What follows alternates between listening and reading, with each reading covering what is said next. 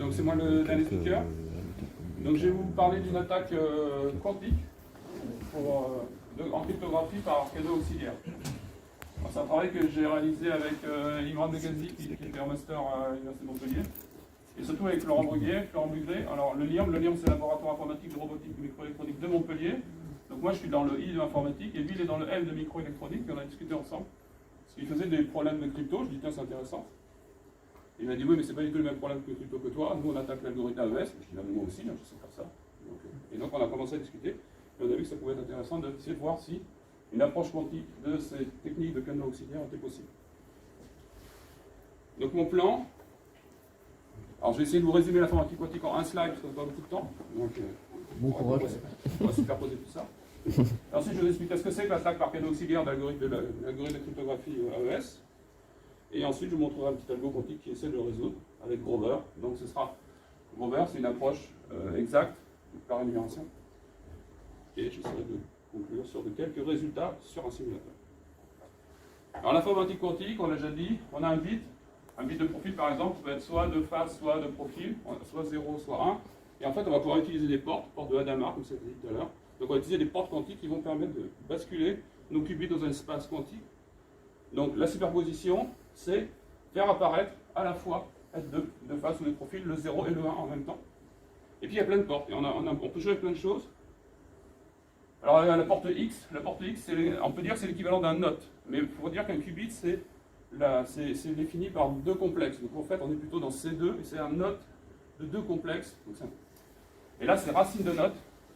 Alors, les portes quantiques, c'est des concepts un peu bizarres. C'est des nouveaux Lego pour pouvoir faire des algorithmes.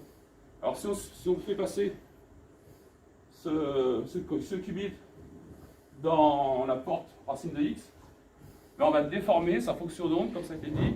Le qubit est représenté par une fonction d'onde, et cette fonction d'onde va être déformée en quelque chose d'autre. Et en fait, on a plein de portes. Donc, on a une porte, par exemple, une porte qui s'appelle racine de X, de pi sur 2. Donc pi sur 2, c'est plutôt des angles. Alors ça, là, ça fait des cubismes. Je me suis dit, tiens, c'est pas mal. Et puis, on a des portes binaires. Donc, une porte binaire, ça va travailler sur deux qubits. Et là, ça va faire de l'intrication. Donc, on va pouvoir lier ensemble des valeurs de qubits pour faire plein de choses possibles. Donc là, j'ai pris une porte que je ne connaissais même pas, qui s'appelle RZZ pi sur 6, qui fait des trucs de fou. Et à la fin, le problème, c'est que les machines quantiques, elles superposent tous les états. On lui décrit le problème, il résout le problème, et il dit c'est bon, j'ai fini, j'ai trouvé. Mais on ne peut pas regarder le résultat. On ne peut pas mesurer la valeur qu'il a trouvée. Et ça, c'est un gros problème. Donc on a une porte de mesure. Une porte de mesure, ça va s'écrouler sur une solution et non pas sur toutes les solutions ou sur la solution qu'on cherche. Et on tombe sur une solution, on mesure, et donc ce qu'on va faire, on va mesurer une fois, on va relancer l'algorithme, on va remesurer une fois, on va mesurer l'algorithme, on remesure une fois, et on va voir une distribution possible de tous les états solutions. Donc ça, c'est pas mal, mais on n'a pas le droit de faire apparaître la solution facilement. Donc c'est de là qu'il y a eu l'algorithme de Grover, que j'ai présenté l'année dernière, donc vous pouvez le retrouver encore, c'est en ligne sur le site de Mulhouse. Donc vous pourrez retrouver la présentation et tout ça, et toute l'intro, là, donc je vais faire un seul slide, qui utilise à nouveau les trois concepts, superposition, intrication, mesure, en trois parties, et qui va faire quoi? Qui va faire que la solution qui est cachée dans les états superposés, de manière magique, on va la faire sortir, on va la faire apparaître, en faisant croître la probabilité d'apparition de cet état par rapport à tous les états possibles. Si on avait mesuré 1000 fois les états, on aurait une distribution statistique équiprobable. Et grâce à l'algorithme de Grover, on va faire sortir celles qui sont marquées par un oracle, par un algorithme. Donc maintenant, il ne nous reste plus qu'à décrire un problème sous la forme, comme on fait en PL, faire un modèle, et automatiquement, on va pouvoir faire sortir ceux qui sont marqués par les solutions superposées. Donc on aura tous les états possibles. Certains vont être marqués en étant possibles, donc une formule SAT par exemple. Tous les états possibles du SAT sont superposés. Seuls les SAT qui sont vrais sont marqués, et là ils vont être étirés vers le haut au niveau de la progression. Mais ça coûte un peu cher. Alors l'attaque par cadeau caché, c'est de la crypto. Donc en fait, classique, on a un texte, on a une clé de chiffrement, et on a un texte chiffré. Et donc, on a des algorithmes qui sont difficiles sur les ordinateurs, et qui fait que la brute force, les attaques, les algorithmes ne marchent pas très bien, dès qu'on fait pour résoudre très vite, pour casser les clés. Ça c'est vrai pour les informaticiens comme nous. Alors les électroniciens c'est différent, pour eux, le chiffre, il est mis sur des puces par exemple. On va utiliser une montre, les téléphones, les puces qu'on a sur le téléphone. Tout ça, c'est encodé sur la physique, sur l'électronique. Donc, ils ont une autre vision, les électroniciens. Ils disent, il n'y a pas que le message en clair au départ qu'on peut savoir, et le message chiffré en sortie, si on regarde un peu ce qui se passe. On a plein de leaks, on a plein d'informations supplémentaires qui peuvent apparaître, qui est par exemple, alors des informations physiques, hein, c'est les canaux auxiliaires, les canaux physiques, le temps d'exécution que ça a pris, en fonction des valeurs qu'il va y avoir dans notre algorithme, ça peut prendre beaucoup de temps, pas beaucoup de temps, alors, si on mesure finement le temps, la consommation électrique, on peut avoir une information sur ce qui se passe à l'intérieur de la machine, ou les émissions électromagnétiques qui sont induites par les échanges électriques qu'il y a dans les câbles. Donc l'attaquant, il va aussi avoir accès à ces fuites de données qui vont lui donner des informations. Donc, si on regarde un peu plus en détail, ce que je viens de dire là, c'est-à-dire le circuit, alors ça c'est un circuit logique, c'est pas un circuit quantique, c'est la décomposition de notre algorithme sous forme de circuit électronique avec des portes logiques. Et là, si on mesure l'électricité, alors c'est quoi le niveau qu'on peut avoir, par exemple, si vous avez... En fait, c'est proportionnel au nombre de bits. Quand vous faites un calcul, un XOR, etc., s'il y a 0, il ne se passe rien. S'il y a un 1, il va y avoir un calcul qui va être fait. Donc en fait, quand on mesure les choses, on va avoir un certain niveau d'énergie électrique qu'on peut mesurer. Et s'il y a 2 bits, 4 bits, 6 bits ou 8 bits sur notre octet qui sont actifs, ce n'est pas le même niveau de consommation électrique. Donc c'est une information utile. On sait à peu près le nombre de bits qu'il y a sur un octet, à un moment donné. Et puis ça bouge. Pareil pour le champ magnétique, c'est pareil, on a des courbes. Donc en fait, ce que font les électroniciens du labo, ben, ils ont un oscillo, et puis avec un oscillo, ils ont une sonde qu'ils posent sur le processeur, ils écoutent, et après ils récupèrent des trames comme ça, d'émissions électromagnétiques, de consommation électrique, etc. Alors c'est pas la NSA, hein, j'ai regardé sur internet, un petit oscillo portable comme ça et une sonde, c'est 400 € sur internet, donc vous pouvez acheter ça chez vous, pour qu'on ait écouté tout ce qui se passe sur vos appareils électriques. Alors qu'est-ce qu'on va faire de ce signal? Ce signal, il faut comprendre ce que fait que l'algorithme AES. Alors l'algorithme AES, c'est un slide, il prend un texte, qu'on va décomposer en octets, il prend une clé, donc là j'ai pris l'AES 128, le standard, donc de 16 octets, et puis il va appliquer un encodage. Donc l'encodage, il fait des XOR, il fait des permutations, il change les valeurs en ligne de colonne, etc. Il mélange. Et puis ça, il le fait 10 fois de suite. Donc vraiment, il mélange, et à la fin, il y a un truc qui est chiffré, qu'on a du mal à calculer dans l'autre sens. Donc ce mélange, si on regarde un peu ce qui se passe, ben, ça fait ça déjà. Et là, on voit bien qu'il se passe 10 trucs de suite. Donc on reconnaît déjà de suite qu'il y a 10 boucles dans l'algorithme AES. On les voit. Et si on zoome ça encore plus, on voit qu'il se passe des trucs. Et donc ces trucs, ça va être le nombre, comme je vous ai dit tout à l'heure, le nombre de bits qui sont manipulés au niveau des cycles de chacun des processeurs, des microprocesseurs. Alors c'est même pas les microprocesseurs, c'est les microcontrôleurs, et quand on va plus bas, c'est les cryptoprocesseurs. Donc vraiment, on est en train d'écouter le calcul qui est fait par le circuit électronique. Donc ça c'est intéressant. Alors pourquoi c'est intéressant? Parce que, alors je décris vite l'AES. AES, ça consiste à, le début c'est prendre le problème, le texte, faire un XOR avec la clé, donc elle est là, donc on fait un XOR, puis ensuite appliquer une table de substitution qui, pour une valeur donnée, donne une autre valeur, et puis ça permute les chiffres entre eux. Donc si c'est une valeur, c'est une autre.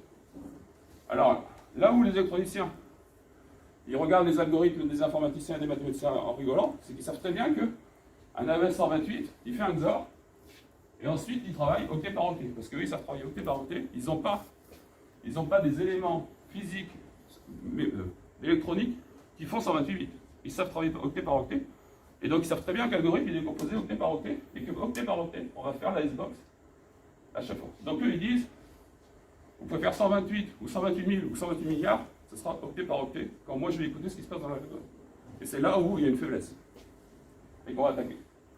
Donc c'est à ce moment-là qu'on attaque, et qu'on mesure le point de Hamming. Alors le point de Hamming, c'est quoi? C'est justement le nombre de bits qui sont égaux à 1 dans mon octet de calcul. Donc l'algorithme, je ne déroule pas du tout l'algorithme. Je déroule la première ligne, le XOR, la deuxième ligne, la première décomposition de la Xbox, et j'écoute ce qui se passe et j'arrête. Et là, je me dis, ça y est, je sais déjà extraire, peut-être potentiellement, le premier chiffre, le premier octet de ma clé. Et ça, je le fais à chaque fois pour l'ensemble des octets qui ont été calculés. Donc, si je résume, on a un message, on a sa trace, et on a une idée de quel est le nombre de bits de l'octet au moment où ça calcule. Alors évidemment, ce n'est pas l'objectif, c'est-à-dire que la clé, elle a 256 possibilités d'octets, et puis là on lit un chiffre qui est le nombre d'octets du chiffre. Donc évidemment, on perd de l'information.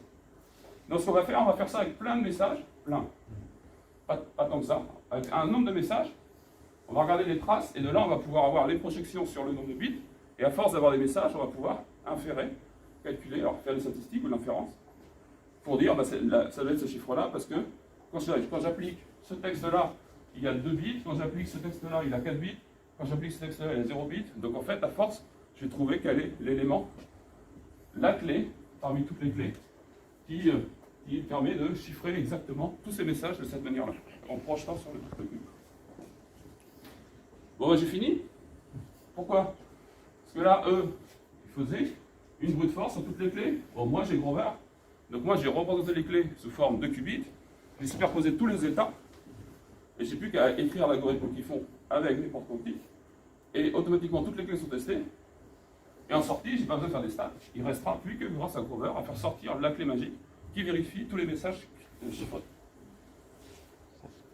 Donc l'algo, on l'a repris. Donc on retrouve exactement la boucle des clés.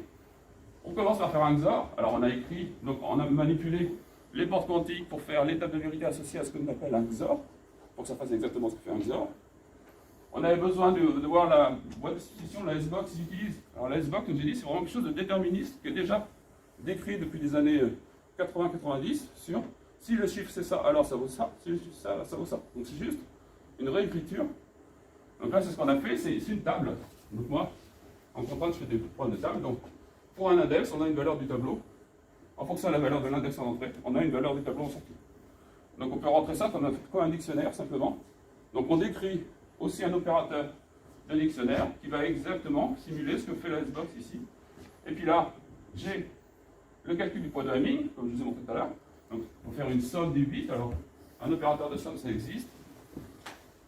Un ordinateur quantique, c'est pas vraiment fait pour faire des sommes, c'est pas un calculateur arithmétique, mais on peut écrire la somme. J'avais présenté ça l'année dernière. Et donc, avec un ensemble de trucs, on fait la somme comme on fait la somme au tableau à l'école. Et on calcule exactement le nombre de bits du message qui est passé dans la S-Box, et donc on récupère le poids de Hamming. Alors on ne récupère pas le poids de Hamming, on récupère tous les poids de Hamming de tous les messages possibles. Et de là, on n'a plus qu'à voir si la mesure est égale au Hamming, et si c'est vrai, on met un petit booléen, donc grâce à un opérateur d'égalité, et puis ça on le fait, autant de messages qu'on a, et à la fin, il n'en restera plus qu'un, il ne restera plus qu'une clé qui vérifie tous les bits de vérité égale à vrai. Donc là, on va faire un NCC note, c'est-à-dire qu'on va dire, maintenant je veux que tous les qubits de P soient à 1 pour que le qubit final, celui que Grover va m'extraire au niveau de la probabilité, soit à 1. Et donc ce qu'on a fait, on a implémenté ça sur le simulateur d'IBM, qui a 32 qubits. Donc là, au niveau théorique, on voit qu'avec des petites clés de 2, 4, 6 ou 8, on n'a pas besoin de tant de qubits que ça. On a besoin des qubits pour représenter la clé, donc il en faut moins 8 pour un 8, mais aussi, j'ai peut-être besoin d'avoir des retenues pour faire mes sommes, j'ai besoin de calculer des petits trucs par-ci par-là. Donc tout à l'heure, l'indice que j'avais dans ma substitution, donc en fait, on a besoin d'un peu plus que le nombre de qubits représentant la clé, mais ça prend de manière linéaire, comme ça, tranquille. Par contre, la seule complexité, c'est le nombre de messages qu'on est obligé de donner à manger pour pouvoir extraire la bonne information. Quand la taille de la clé monte, évidemment, il faut donner beaucoup plus de messages, et ça coûte cher parce qu'il n'y a pas de mémoire pour l'instant dans les machines quantiques. Donc en fait, on est obligé de rentrer à la main tous les chiffres en données pour qu'ensuite ils puissent les manipuler. Donc là, ce qu'on a fait juste un test avec n égale 4, parce que justement, on n'était pas trop profond, c'était pas trop long et ça pouvait être simulé. Et donc, et ben voilà, il a trouvé la probabilité de différentes clés qui étaient testées avec 4 bits, et il a trouvé la bonne clé. Ça a marché. Donc ça, c'était dans le cas général, idéal, où il n'y avait pas de bruit. Il y a un cas, je passe assez vite, qui est de dire, mais en fait, quand on fait la mesure, on n'est pas exactement sur le bon bit, donc en fait, c'est pas exactement le même signal qui match. Donc peut-être on s'est trompé sur un bit de lecture. Quand on lit au niveau hardware qu'il y a 3 bits, peut-être qu'il n'y en a que 2, parce qu'on a lu la courbe là, on n'était pas exactement à 2, mais à 2,5, et on ne savait pas si on était entre 2 et 3. Donc c'est la même chose, mais maintenant on va minimiser l'écart entre l'observé et le théorique. Et grâce à ça, on va pouvoir minimiser. Donc, j'ai montré comment minimiser l'année dernière. On fait une boucle de plus, on rajoute. On veut que le résultat soit inférieur à K et on itère jusqu'à temps qu'on ait le minimum de K qui tend vers 0. Et ça aussi, ça a marché. De manière bruitée, là, donc c'est plus compliqué. Pour conclure, parce que je suis en retard, donc, on a vu qu'on pouvait utiliser des algorithmes, des approches par canaux auxiliaires de cryptanalyse en les écrivant sur une machine quantique. Et la première simulation montre que c'est faisable sur un demi-octet. Et maintenant, on n'a plus qu'à attendre que les machines marchent et qu'il n'y ait plus de bruit, etc., pour que l'algorithme de Grover fasse son travail et nous extrait les bonnes clés comme il faut. Et on peut aller plus loin. Hein, donc, après, il y a... Ça, c'est les 2 premières années des canaux auxiliaires. Ça fait 20 ans qu'ils travaillent là-dessus. Donc, il y a plein de méthodes. Je ne vais pas détailler, mais on pourra encore aller plus loin sur coefficient de personnes, l'écart en moyenne, etc. Toutes les techniques qu'ils utilisent au niveau statistique pour pouvoir trouver les clés de manière plus vite lorsqu'il y a des contre-mesures, bien sûr. Parce qu'évidemment, les constructeurs ont mis des mesures, contre-mesures, dans leur puce. Est-ce que vous avez des questions ?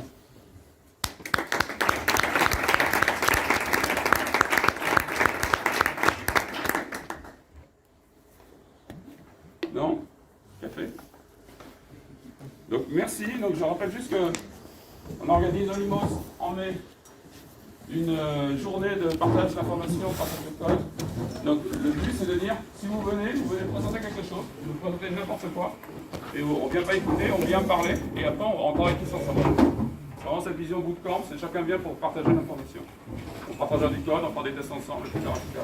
On parlera des papiers, on débattra des opinions.